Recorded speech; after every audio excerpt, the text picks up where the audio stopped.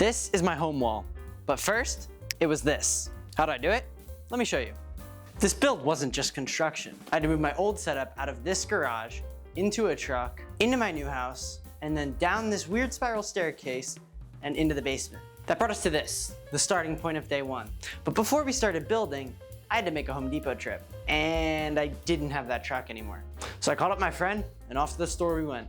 Our goal for the day was simple. Put up a climbable section of board that goes from the floor up to the ceiling. The bottom 2/3 would be the old moon board, and the top third would just be an extension so that we can add to any climb we want. But here's our first problem. The wall of my basement is not only concrete, but it's the outside foundation of our house. The same thing's true with the floor. This means that we can't drill into either of those things, and our only attachment point is the ceiling. Our plan was simple: build a triangular frame that attaches to the ceiling at the back of the board and at the front of the board, but also fits snugly against the floor so that when you pull onto a climb, it sits against the floor and acts as another temporary attachment point. So first, we started with the back of the frame, because that's the simplest part. I mean, what can possibly go wrong with that? Yeah. Oh my God. Yeah.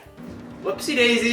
Since the board is supposed to be at a 40-degree overhang, we had to figure out what angles to cut the tops and bottoms of the hypotenuse of the frame. Now, because the ceiling and the floor are parallel, that means that these two angles and these two angles are equal to one another. That means if we were to cut 40 degrees out from the bottom as if it were against a wall, the top would have to be cut at 50 so that it fits snugly. But how long are the beams supposed to actually be? Well, unlike in my garage, we can't just have the board float against the wall and attach it. It has to go from floor to ceiling, otherwise it won't be structurally sound. But the math for this is really quite simple. We just take the height from floor to ceiling, the angle inside, and match it with a trig function, and voila, you've got the length of the hypotenuse. Somewhere over here is that work. This makes me feel really bad for my teachers. They have to deal with this every day. Anyway, with that solved, we started cutting and attaching wood together. With the beams all attached and my friend as a temporary support beam, he held the frame in place and bam, it was attached and up. All that was left for the day to accomplish our goal was getting the panels up. Again, my friend pressed the wood up, I drilled in, and voila, everything was attached. Repeat that 2 more times, and boom, the board is up. Now you might notice that row of pre-drilled holes at the top. Well, that's because I'm impatient and I wanted to be able to climb. But why not do that for the whole thing? Well, that's because I'm impatient and I wanted to climb. We built this frame so that you can go behind it and fix the things behind there and also change how you're setting and adjust the T-nuts and whatever. Basically, there's maintenance access. But at the top row there, if you were to do anything up top, your hand would be inside of insulation and you don't want that. So we just pre-drilled the holes, installed the T-nuts, and that was that. But that was all for day one. Definitely our best executed day. But I did make a short little 2-hour drive each way to meet up with a random dude on Facebook Marketplace who was selling climbing holds from a construction job that he was at. And now that I'm saying that out loud, I see why my parents were concerned that I didn't tell them I was doing that. Got the holds though. On day 2, we moved on to the more complicated section, the multi-angle cave.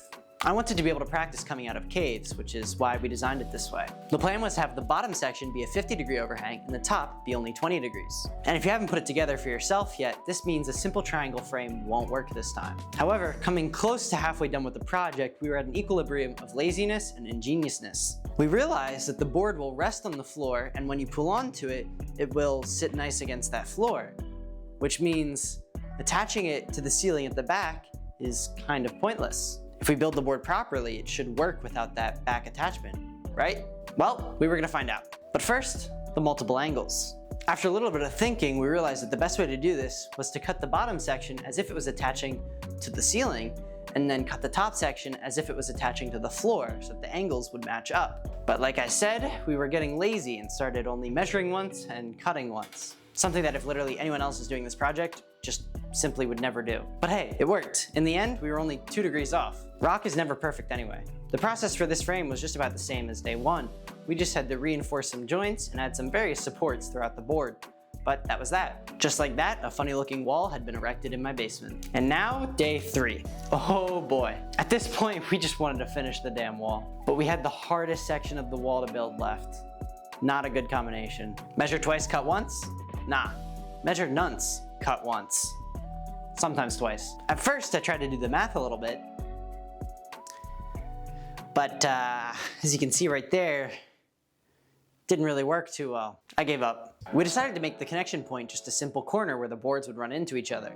We assumed that if we cut the one panel to the angle of the other panel that was running into it, and vice versa, they would line up and form a corner.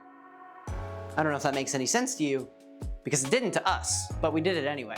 We resorted to literally having one of us hold the panel in place and the other mark where to cut, and then cutting and drilling it onto our frame. Not the most planned out thing ever. We didn't even measure. We're not professionals, okay? Don't come at us. If you're building your own gym, do not do it this way. Be more careful and don't be stupid like us. We were just lazy. But that's not to say it didn't work, because it did. That's right, we finished the whole thing on day 3. I mean, this was by far the most scuffed section. I mean, just look at these supports, like, what even is this? It's barely connected to anything.